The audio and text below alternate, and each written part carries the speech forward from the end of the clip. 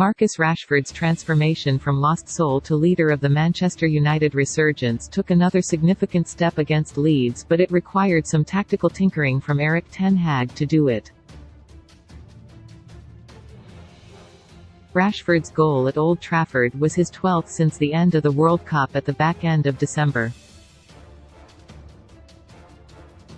More interestingly, it now means he has scored as many Premier League goals as Eric Cantona, 70.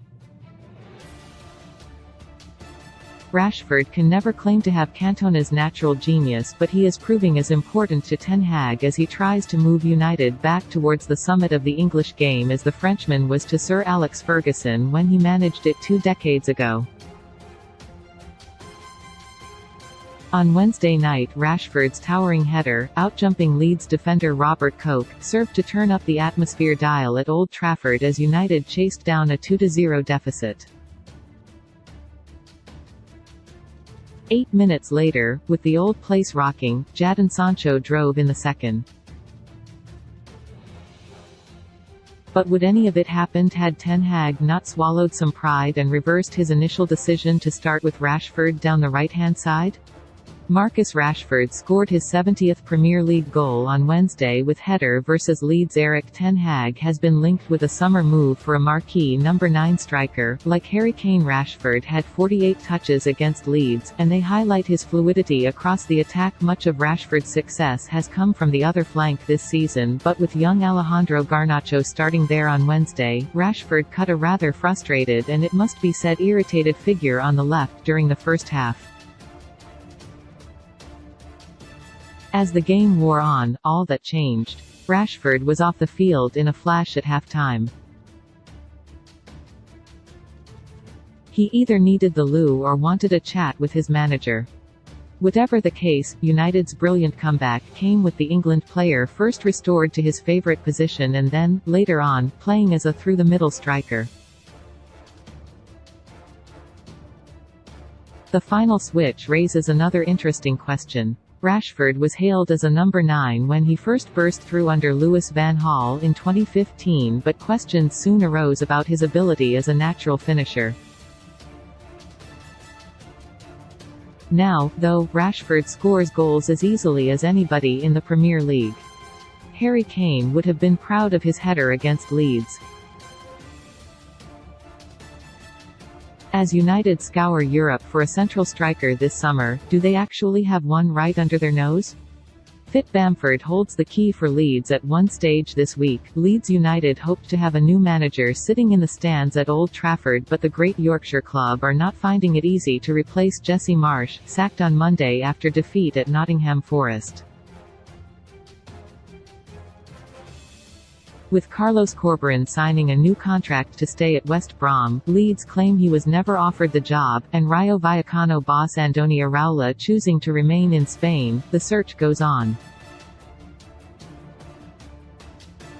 Leeds have indicated privately that they will consider an interim appointment if necessary, with the club's owners and sporting director Victor Orta preferring to wait until the summer for the right man rather than appoint in haste now.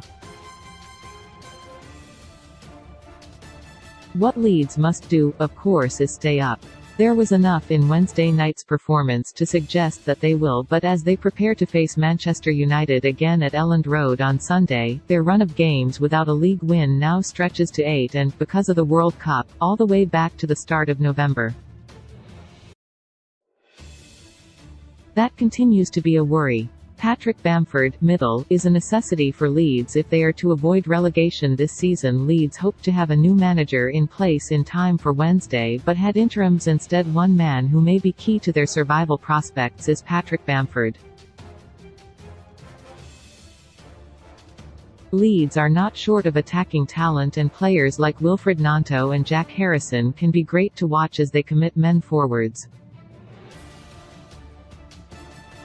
Too often this season, though, Leeds have lacked a focal point. They are capable to scoring goals from different areas, but that is not the point. Bamford, playing as a number 9, brings Leeds a natural focus to their attacking play. He can hold the ball up, bring Leeds wide players into the game and is also brave enough to embrace the physical challenges of the role. What he needs to do now is stay fit. Bamford has started only 6 Premier League games this season, scoring once, and it's not enough. One player, meanwhile, who did look glad to still be in a Leeds shirt at Old Trafford was Harrison.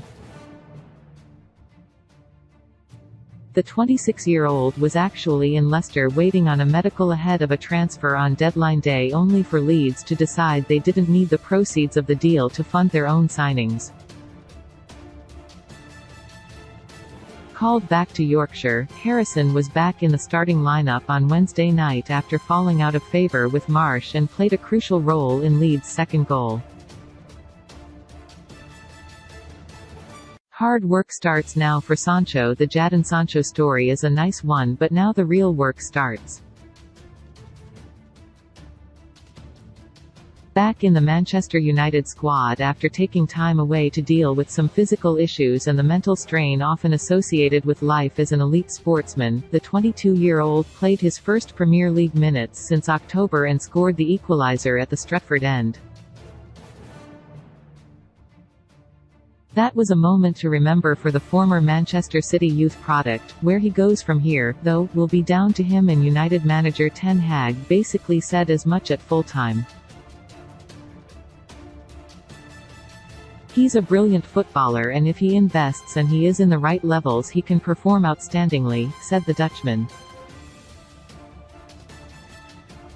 I think it's in his own hands. So if he wants, he can do. Jadon Sancho rescued a point for Man United, which was heartwarming given his tough season. Sancho got plenty of touches of the ball on the edge of Leeds' box as he excelled wide left. Ten Hag and United have handled Sancho well this season. By not making any secret of his issues, they effectively bought him the time and space to recover away from the glare and the scrutiny. The one question remains now, though. Does Sancho have what it takes to success at United? The competition for places in United's forward line is strong and will get stronger. Rashford is establishing himself as one of the game's top talents once more. United bought the Brazilian Antony at Ten Hag's insistence last summer and considered a move for Memphis Depay in January. They still have Anthony Martial, while young Garnacho has come through the ranks after starting his career at Atletico Madrid. When you also consider that United plan to spend again on attacking players this summer, the scale of the challenge to Sancho becomes clear. He was bought for north of £70 million from Borussia Dortmund 18 months ago but has not managed to consistently deliver and has so far scored only 6 league goals. In particular, Sancho has struggled to beat players. That could be a confidence thing, while some in the game feel the step up to the Premier League, where games are harder week in week out, has proved too much for him. Whatever the case, it's great to see him back. But Wednesday night represented a small step. There are larger ones still be to taken. Sancho should be under no illusions that his success at Old Trafford hinges on hard work now.